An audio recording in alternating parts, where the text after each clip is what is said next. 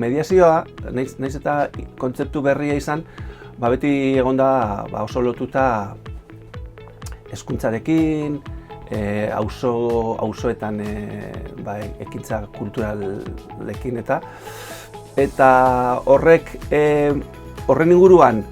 formakuntza tailer bat diseinatzea eta aurrera eramatea eta batez ere arte eszenikoetan profesionalak direnekin oso erronka polita iruditu zitzaidan, apur bat nire esperientzia batetik, eta gero teorikoki badagoen literatura eta gogoeta eta apur bat marko teorikoak uztartu eta haiekin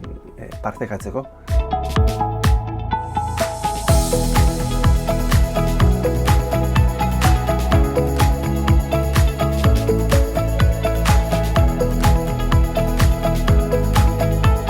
Mediazioa oso termino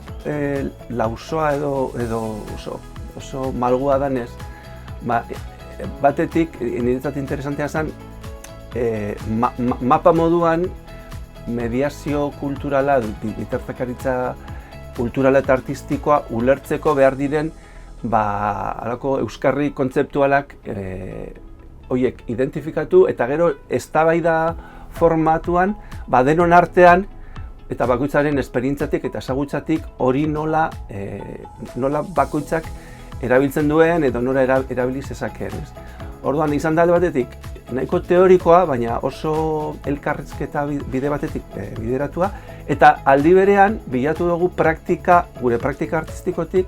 mediazioaren inguruan, bitartekaritzaren inguruan halako ariketa batzuk egitea eta gauzatzea, hau da, nola mediazioa, bitartekaritza, aldugu guk gure praktika artistikoan sartu eta garatu. Orduan eduki du bi norabide horiek, praktikoa eta teorikoa.